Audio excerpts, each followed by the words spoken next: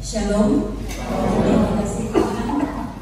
Puji Tuhan, apakah tadi ada yang mengalami kasih Tuhan di dalam penyembahan dan pujian sejak awal?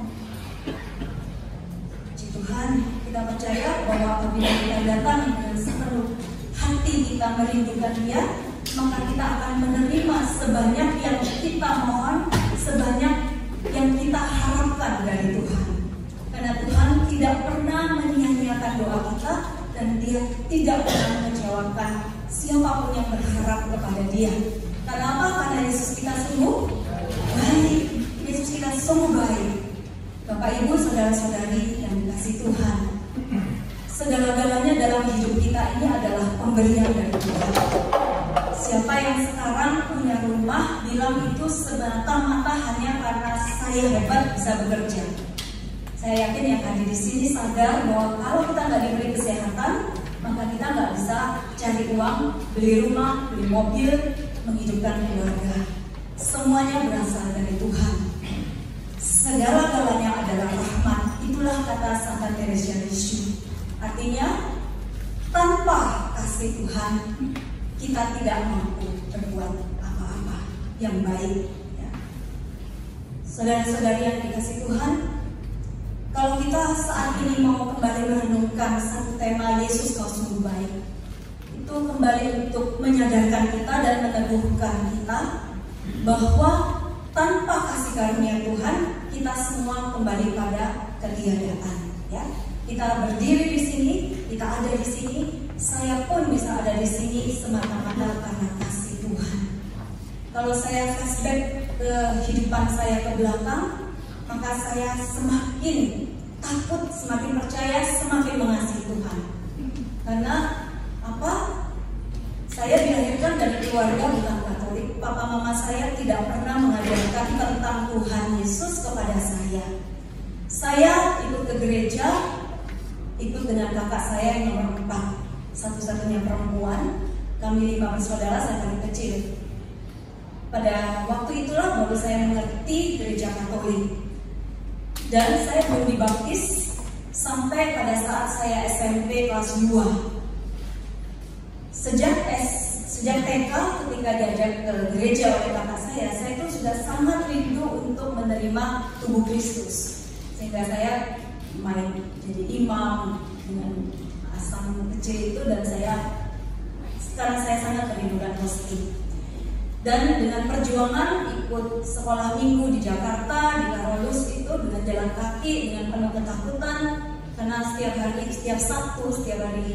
Sabtu untuk katekumen saya itu harus melewati jalan raya, jalan raya Salemba, untuk sampai ke Karolus ikut les agama di situ. Dan itu pun saya naik bemo dari rumah ke sekolah untuk ekstrakurikuler dulu di sekolah saya di Salemba, lalu jalan kaki sekitar 10-15 menit. Itu saya masih kelas 3 atau 4 SD. Ya, lalu kemudian sering saya tuh kalau berhadapan dengan orang gila pengemis di pinggir jalan itu saya takut sekali, dan saya lari kencang-kencang supaya bisa menghindari itu. Dan ada rumah yang serem banget tuh di Jalan Salemba Raya waktu itu, ya, rumah kuno, terus ada satu nenek serem juga, yang putih panjang, dan saya tuh takut sekali kalau lewat situ ketemu nenek itu. Jadi saya cepet-cepet lari kencang-kencangnya untuk bisa sampai di Karolus dan bisa les agama. Sebenarnya ada jalan pintas lewat belakang, lewat rumahnya suster, untuk bisa sampai ke tempat les agama dengan waktu 5 menit tanpa lewat jalan raya. Tapi harus melewati kamar mayat sama suaminya juga, jadi saya memilih jalan jauh untuk sampai ke sana. Tapi belum sempat dibaptis, kurang 6 bulan saya diajak papa mama saya pindah ke Surabaya. Dan akhirnya di Surabaya itu saya cari tes agama lagi, dan di situ baru saya bisa dibaptis. Tapi sebelum itu juga di Makassar saya udah les agama ya, kelas 2 SD, tapi belum sempat dibaptis di Jakarta, belum sempat dibaptis di Surabaya, dan hanya di Surabaya SMP baru saya bisa dibaptis. Dan saya bersyukur banget karena saya bisa menerima hosti dan bisa menjadi anggota gereja baru dan bisa melayani. Benar-benar saya mengalami itu adalah kasih karunia Tuhan yang melindungi saya sampai saya punya kerinduan dan sungguh-sungguh ingin lebih dekat pada Tuhan Yesus. Kalau itu dari segi rohani, dari segi materi pun demikian. Saya melihat bahwa perlindungan Tuhanlah yang membuat saya hidup sampai sekarang. Ya. Saya ingat waktu kecil papa mama saya itu sampai jual barang bekas, barang kami, ya lampu, ya celana, hanya untuk bisa membeli makan waktu itu ya. Jadi saya melihat bahwa kasih karunia Tuhan itu luar biasa. Sampai untuk sekolah pun, sampai kuliah itu saya dulu juga harus memberi les bahasa Inggris untuk tambahan uang jajan saya. Lalu ya syukurlah pada waktu itu ketika papa saya sudah tidak bekerja, kakak saya yang nomor 2 itu sudah bisa bekerja dan bisa membantu uang kuliah saya sampai selesai.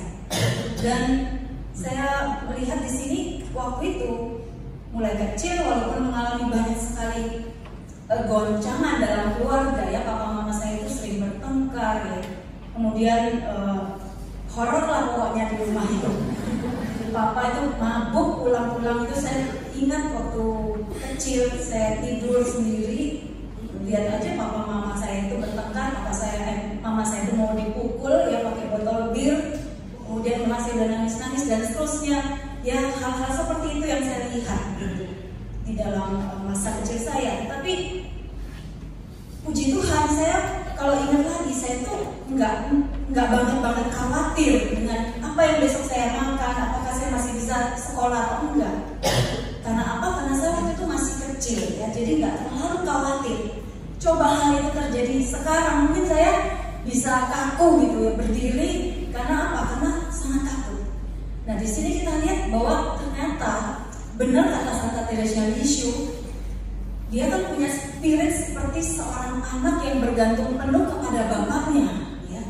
Itu yang menyebabkan Teresa Lisieux ini sungguh punya satu cara untuk beriman, untuk hidup kudus itu seperti seorang anak kecil. Nah, saya ingat kalau waktu dulu saya tahu kejadian di keluarga saya seperti itu, tapi saya masih bisa tetap punya harapan ya, sukacita, bisa melakukan segala macam aktivitas itu dengan normal-normal saja gitu. Disitulah saya melihat ketika saya lihat kembali belajar Santa Teresa Lisieux, spiritualitas seperti seorang anak ini sungguh-sungguh luar biasa dan sungguh-sungguh sangat banyak bisa membantu ya. Jadi Santa Teresa Lisieux itu pengajarannya itu diterima oleh Gereja Universal sebagai suatu pengajaran yang benar ya dalam situasi apapun dimanapun, karena pengajarannya itu sudah merupakan pengajaran yang diterima universal karena dia diangkat sebagai pujangga gereja. Nah, Santa Teresa Lisieux itu ini waktunya berapa menit ya? Saya soalnya buru-buru, saya khawatir cuma berapa 10 menit seperti biasanya gitu, udah ya? Oke, nanti tolong saya dikasih tahu nih Pak kalau kurang 3 menit. Jadi saya ketika belajar dari Santa Teresa Lisieux, dia melihat bahwa segala sesuatu dia harapkan dari Allah Bapa seperti seorang anak kecil. Nah, anak kecil itu sering nggak jatuh, sering nggak berbuat salah, sering ya. Tetapi Santa Teresa Lisieux bilang, karena saya ini masih kecil, maka kalau saya jatuh itu juga nggak terlalu parah gitu. Artinya apa? Kalau kita rendah hati, jatuhnya kita itu nggak sakit-sakit banget gitu ya. Kalau kita udah menempatkan diri kita sebagai orang yang tidak punya apa-apa, miskin secara rohani, kita ini orang yang lemah, orang yang rapuh, banyak dosa ya. Jadi ketika kita dikritik, kita diingetin orang, kita sakit apa enggak? Mungkin ada sakit sedikit, tetapi enggak banget dibandingkan orang yang menganggap aku ini orang yang sudah baik, sempurna ya. Nah, Teresa Lisieux mengingatkan kita bahwa kita ini adalah orang yang rapuh. Jadi kalau saya seperti seorang anak, ketika saya jatuh, saya cepat-cepat datang kepada Bapa. Saya minta ampun, saya minta dipeluk, saya nangis, saya mengakui bahwa saya salah. Mana ada sih orang tua yang menolak anaknya yang datang minta ampun kepada dia? Tidak ada, apalagi Bapa kita yang di surga. Jadi Teresa Lisieux jenius sekali. Dia memakai sifat atau spiritualitas anak-anak ini untuk mencapai kekudusan yang sangat tinggi. Jadi Teresia Lisieux juga menganggap bahwa kalau dia dikritik, dihina, itu memang pantas karena memang dia tidak punya apa-apa, ya. Sedangkan kalau dia dipuji, dia sombong enggak?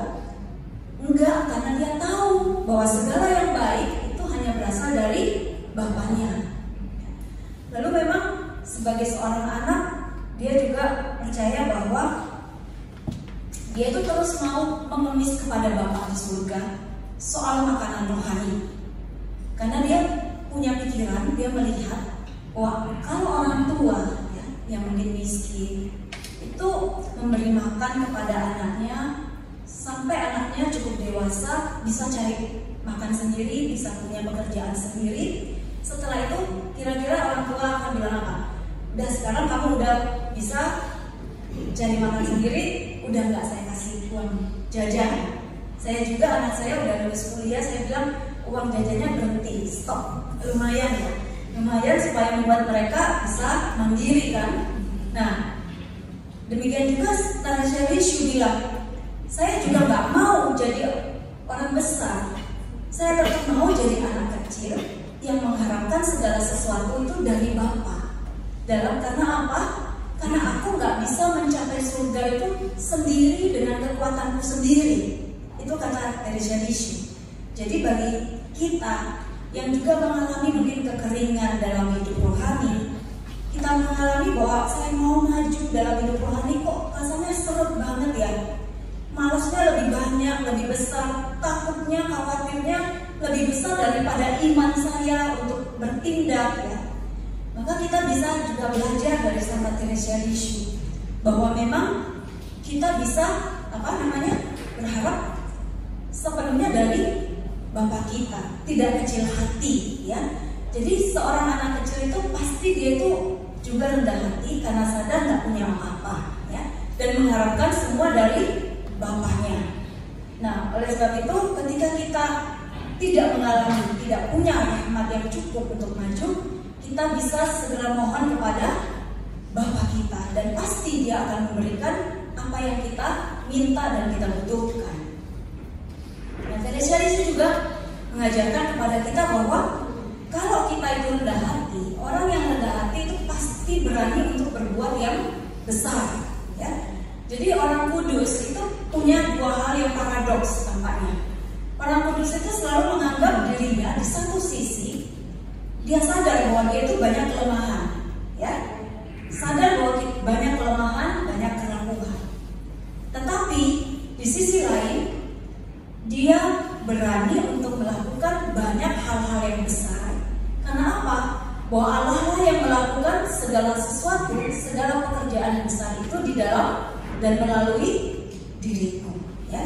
Jadi kalau kita percaya bahwa Yesus itu sungguh baik, maka kita berani untuk berharap banyak kepada Tuhan ya, dan meminta banyak kepada Dia untuk membereskan keluarga kita, masalah dalam diri kita sendiri, kelemahan dan cacat celah kita, dan juga pelayanan kita untuk melakukan hal-hal yang besar bagi kemuliaan Tuhan. Kalau kita minta segala sesuatu untuk kemuliaan Tuhan, pasti Tuhan akan berikan kepada kita. Dan juga ketika kita mengalami mungkin banyak cacat celah dalam diri kita, kalau Teresia Lisieux membuat itu dia bisa bersuka cita ya. Jadi Teresia Lisieux itu setiap kali mengalami dosa, mengalami kerapuhan di dalam dirinya, dia bilang ini adalah kesempatan untuk aku bersuka cita. Ketika kita mengalami kerapuhan kita dan kita mengakui di hadapan Tuhan dan juga mungkin di hadapan orang lain ya, bahwa kita pernah bersalah, kita melakukan kesalahan, maka sebenarnya itu adalah kesempatan untuk kita untuk maju di dalam kekudusan ya. Ketika kita minta ampun, kita lebih dekat lagi kepada Tuhan. Tetapi kalau kita nggak mau mengakui, kita menutupi segala kesalahan kita, kekurangan kita, maka kita tidak pernah membuka pintu hati kita untuk Tuhan bekerja menyempurnakan diri kita. Tetapi ketika kita mengalami kerapuhan dan kita sadar ini kelemahanku, disitulah kita memberi kesempatan kepada Tuhan untuk berkarya menyempurnakan kita, ya. di situ dengan cara itu kita juga memuliakan Tuhan. Bapak Ibu, saudara-saudari, ini adik suami saya. Saya menulis buku menjadi kekasih Tuhan, kekasih suami, menemukan Tuhan dalam hidup perkawinan.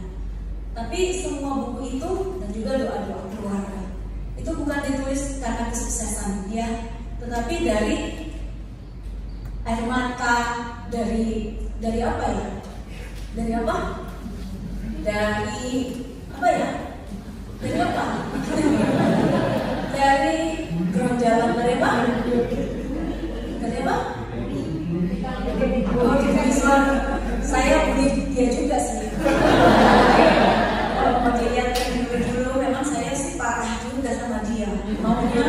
Maunya jadi, ibunya besar, ambisinya gede, suami nggak diperhitungkan, keluarga nggak dihitung. Yang penting saya harus jadi wanita yang hebat dan seterusnya. Nah, saya untunglah saya juga punya suami yang seperti dia. Seperti dia itu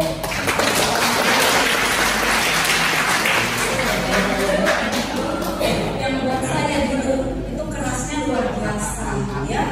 Benar-benar menghalang, benar-benar apa itu namanya ya? Apa ya? Yang pokoknya itulah ya.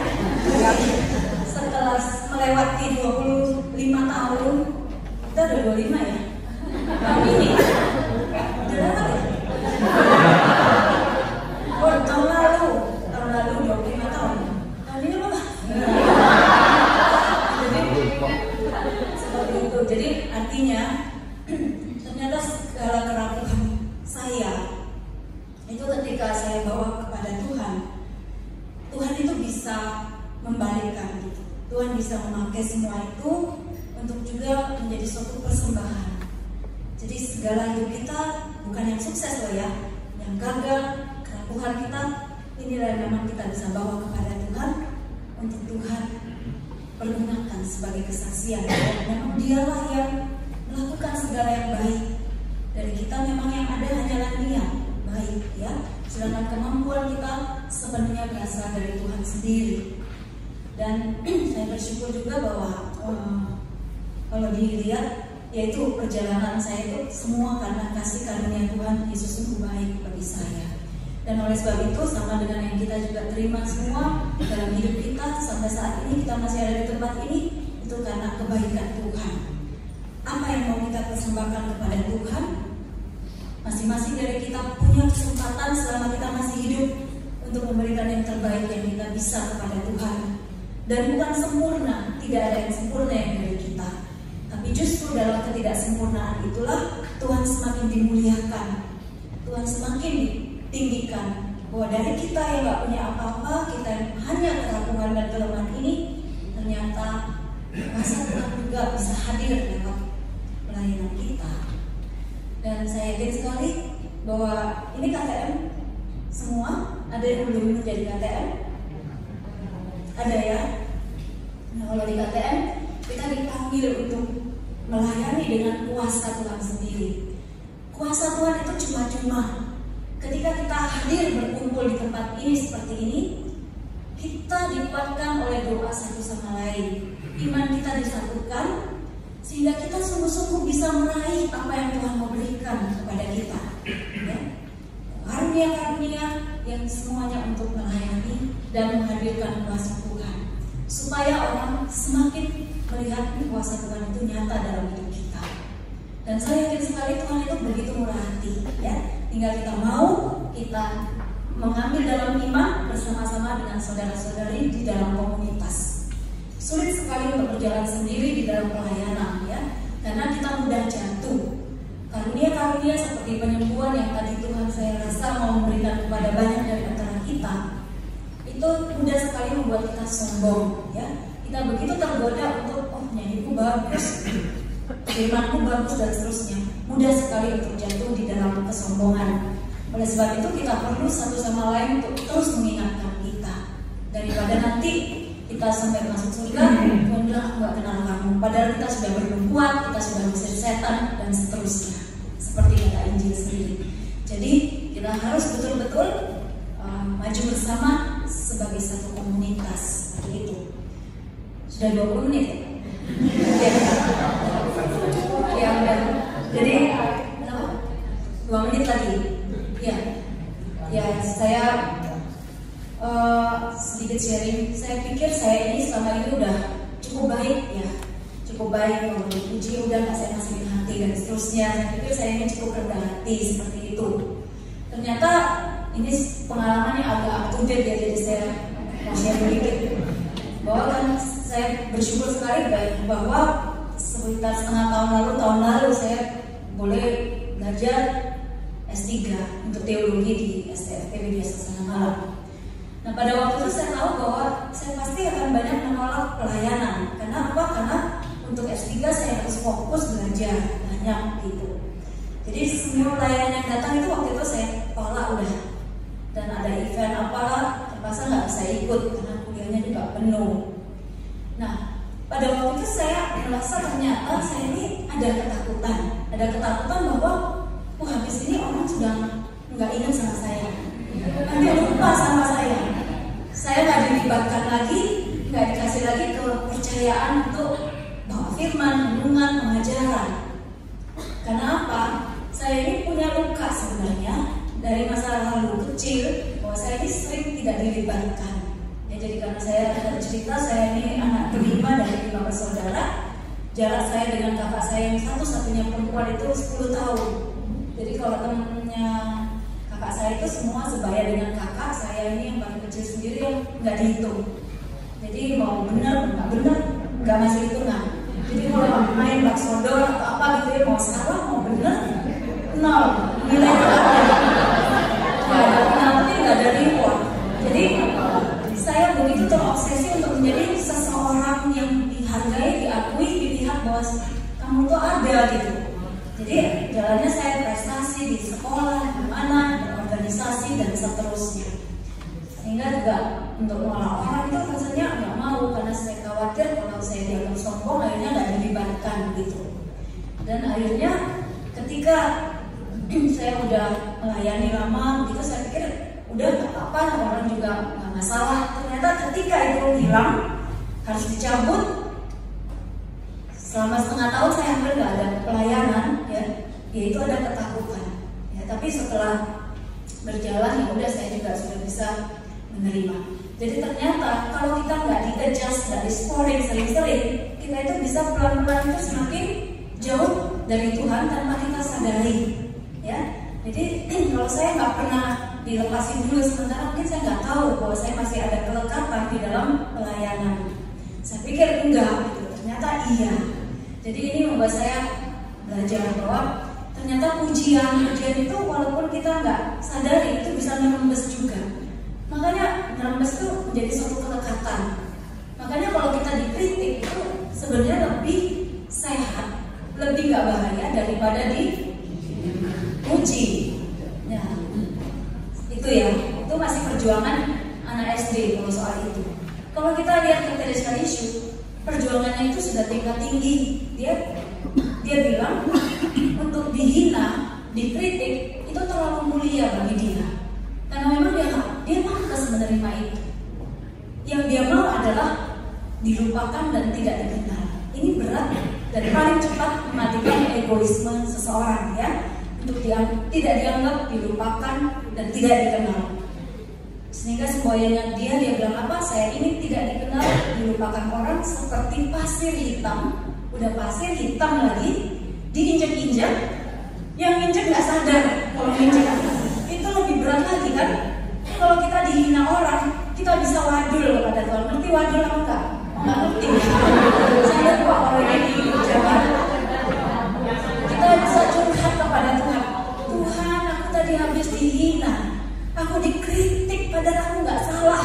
Kita bisa wadul, kita bisa curhat, lapor ke Tuhan.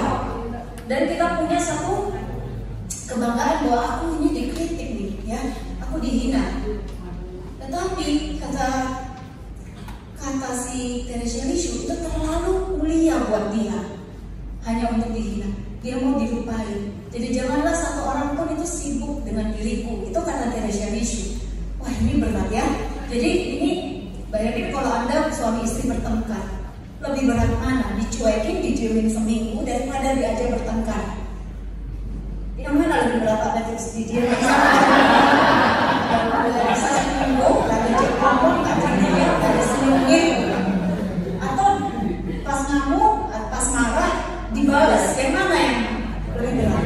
videonya lebih berat ya.